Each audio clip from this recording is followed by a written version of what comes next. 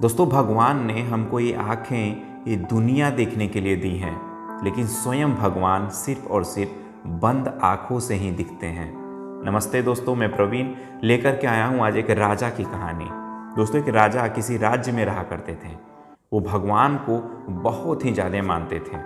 उनकी शुरुआत दिन की जो है प्रार्थना से ही होती थी और जब अंत होता था तब भी प्रार्थना करके ही वो सोते थे। बहुत सच्ची आस्था थी उनकी भगवान में। एक दिन ऐसे ही पूजा कर रहे थे तो क्या हुआ कि भगवान जो है प्रकट हो जाते हैं और कहते हैं कि आपकी इतनी सच्ची आस्था है, मैं आपकी आस्था से बहुत ही प्रसन्न हूँ। आप जो भी वर मांगना है मांग लीजिए, मैं आपको जरूर वर दूंगा। राजा जो थे वो कहते हैं कि प्रभु आपके दर्शन हो गए, इससे बड़ी चीज़ क्या है। तो भगवान कहते हैं नहीं, आप वर मांगिए, मैं आपको जो है कोई भी वरदान जो आप मांगना चाहते हैं मैं उसे जरूर पूरा करूंगा। तो राजा बहुत उदार हृदय के थे। तो राजा सोचते हैं कि मैंने प्रभु के दर्शन करके जैसे मेरा उद्धार हो गया, तो क्यों ना हम अपने पूरे राज्य को प्रभु का दर्शन करा दें। उन्होंने उदार हृदय से अपने मांगा कि भगवान हमारे पूरे राज्य के जितने नगरवासी हैं सबको आप अपना दर्शन करा दीजिए। भगवान उनकी बात को कहते हैं कि मैं ऐसा राजा जी नहीं कर सकता, आप कोई दूसरा वर मांगिए। लेकिन राजा कहते हैं कि आपने जो है हमसे प्रतिज्ञा की है, आपको ऐसा करना ही होगा प्रभु। अब भगवान भी फंस गए, उनको वरदान दे चुके थे। भगवान ने कहा ठीक है, मैं कल सुबह 7 बजे उस पहाड़ी पर जो है दिखूंगा। जितने भी लोग हमारा दर्शन करना चाहते हैं उस पहाड़ी पर आके सुबह 7 बजे हमारा दर्शन कर लेंगे। राजा जो है पूरे नगर में ढिढोरा डंका सब कुछ पिटवा दिए कि जिसको जिसको प्रभु का दर्शन करना है वो जो है उस पहाड़ी पर सुबह 7 बजे कल वहाँ पे उपस्थित हो जाए, उसको भगवान साक्षात दर्शन देंगे। जिनको आस्था है सिर्फ और सिर्फ वही लोग जाएंगे। सुबह हुई, बढ़िया एकदम लाइन में कतार, एकदम पूरी लाइन लग गई। पूरे नगरवासी जितने भी थे सब के सब जो है राजा के पीछे पीछे जो है चलने लगे प्रभु के दर्शन के लिए। थोड़ी दूर गए तब तक देखें कि उस पहाड़ से बहुत पहले जो है वहाँ पर एक तांबे का जो है ढेर सारे सिक्के थे। पूरा ढेर सारे सिक्कों के पूरे पहाड़ ही थे। राजा जो थे वो समझ गए कि प्रभु की कोई न कोई लीला है। लेकिन क्या होता है कि उसमें से आधे नगरवासी 50% जितने भी लोग थे वो जो है सिक्के बटोरने में रह गए। राजा कहते हैं कि इन सिक्कों के चक्कर में मत पड़ो, तुम्हें सिर्फ और सिर्फ भगवान मिलेंगे, उससे बहुत बड़ी चीज़ मिलेगी। लेकिन जो है तब भी लोग, आधे नगरवासी जो है बात नहीं माने और 50% लोग, जो आधी भीड़ थी, वो सिक्के बटोरने में लग गई।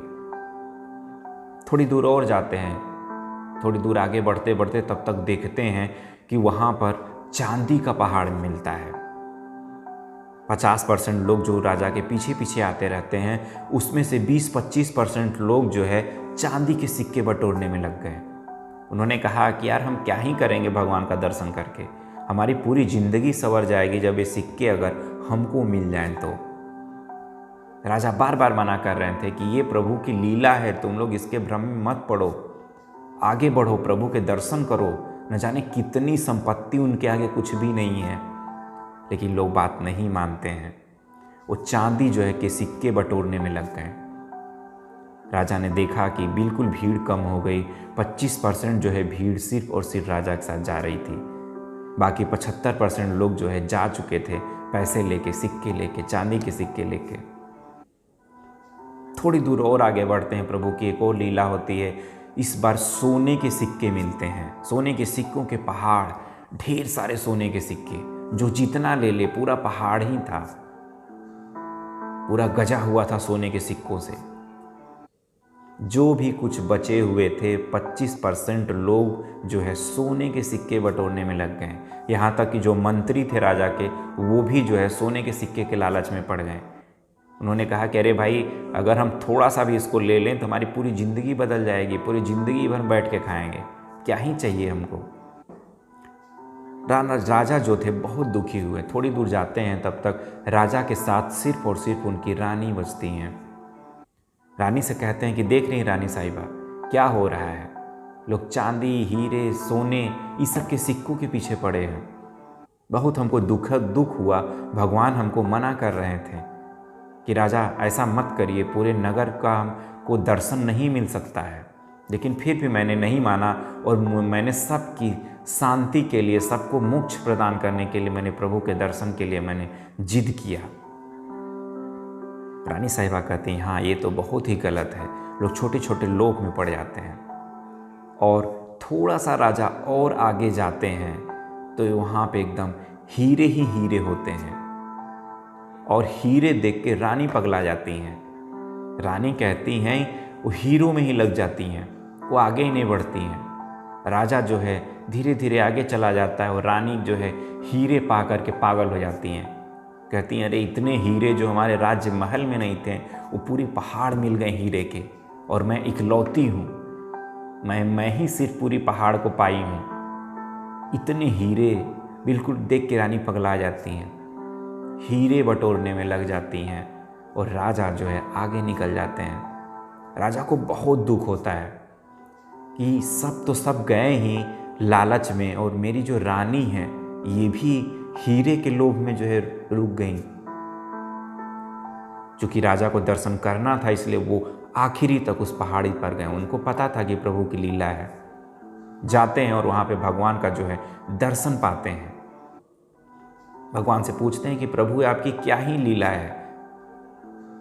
उन्होंने कहा था कि राजा मैंने आपको पहले ही मना किया था कि आप जो है इसके पूरी प्रजा को, पूरे नगर के वासियों को मत दर्शन करवाने के चक्कर में पड़िए, क्योंकि इस दुनिया में आधे से लोग ऐसे हैं जो धन बटोरने में लगे हुए हैं।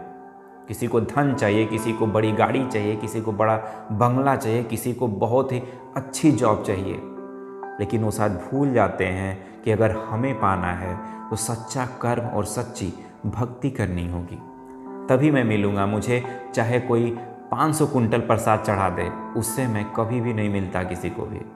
तो दोस्तों, छोटी सी कहानी हमको यही सिखाती है कि अगर आपको अपनी ज़िंदगी में अगर उस भगवान को पाना है तो सिर्फ और सिर्फ आप आस्था से भगवान को पा सकते हैं। आपके पास चाहे कितने बड़े आदमी क्यों ना हो, आप कितने रईस आदमी क्यों ना हो, भगवान सिर्फ और सिर्फ आपकी सच्ची भक्ति देखता है। और वैसे भी ये सब जो दौलत हैं, ये जितनी भी धन है, ये सब बनावटी धन है। अगर आपको अपनी ज़िंदगी में कुछ अच्छा सा धन कमा के जाना है तो प्रभु की भक्ति कमाइए और ऐसा कुछ करके जाइए कि आपको लोग जाने के बाद भी याद करें। जैसा कि आपका दोस्त हर बार कहता है कि चलो ज़िंदगी में कुछ ऐसा कर लिया जाए कि जाने के बाद भी आपको हमेशा याद किया जाए। याद रखिए दोस्तों, हमारी कहानी हर संडे आप हमारे फेसबुक पेज, यूट्यूब चैनल और इंस्टाग्राम पर देख सकते हैं। तो आज के लिए बस इतना ही। अगले हफ्ते फिर से आपका दोस्त मिलता है नई कहानी लेकर के। तब तक खुश रहिए, मस्त रहिए और सच्चे कर्म करना मत भूलिएगा। जय हिंद।